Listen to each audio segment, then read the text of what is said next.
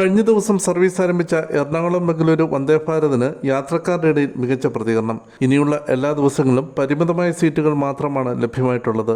അടുത്ത ഞായറാഴ്ച, അതായത് ഓഗസ്റ്റ് 4-ന് ചെയർകാർ വെയിറ്റിംഗ് ലിസ്റ്റ് 31-ഉം എക്സിക്യൂട്ടീവ് ചെയർകാർ വെയിറ്റിംഗ് ലിസ്റ്റ് 10-ഉം ആണ്.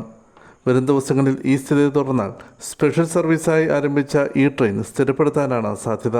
എറണാകുളം ബംഗളൂരു റൂട്ടിൽ ആഴ്ചയിൽ 3 ദിവസമാണ് വന്ദേ ഭാരത് സർവീസ് നടത്തുക. 12 സർവീസുകളുള്ള സ്പെഷ്യൽ ട്രെയിൻ സർവീസായിട്ടാണ് റെയിൽവേ പ്രഖ്യാപിച്ചത്.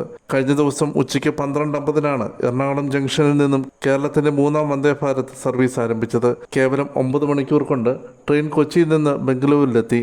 ചെയർകാറിൽ ഭക്ഷണം ഉൾപ്പെടെ 1465 രൂപയും എക്സിക്യൂട്ടീവ് ചെയർകാറിൽ 2495 രൂപയുമാണ് നിരക്ക്. ബുധൻ, വെള്ളി, ഞായർ ദിവസങ്ങളിൽ ഉച്ചയ്ക്ക് 12:50-ന് എറണാകുളത്ത് നിന്ന് പുറപ്പെട്ട് രാത്രി 10-ന് ബംഗളൂരു കന്റോൺമെൻറ്റിൽ എത്തും. വ്യാഴം, ശനി, തിങ്കൾ ദിവസങ്ങളിൽ പുലർച്ചെ 5:30-ന് പുറപ്പെട്ട് ഉച്ചകഴിഞ്ഞ് 2:20-ന് എറണാകുളം ജംഗ്ഷനിലെത്തും. തൃശൂർ, പാലക്കാട്, പോതന്നൂർ, തിരുപ്പൂർ, ഈറോഡ്, സേലം എന്നിവിടങ്ങളിലായിരിക്കും വന്ദേ ഭാരതിന് സ്റ്റോപ്പ് ഉണ്ടാവുക. ജൂലൈ 25 വരെയാണ് ഇപ്പോൾ സർവീസ് പ്രഖ്യാപിച്ചിട്ടുള്ളത്. തുടർന്ന് ഓണം തിരക്കിനെടുത്ത് സർവീസ് നീട്ടുകയോ സ്ഥിരപ്പെടുത്തുകയോ ചെയ്യാനാണ് റെയിൽവേ തീരുമാനം.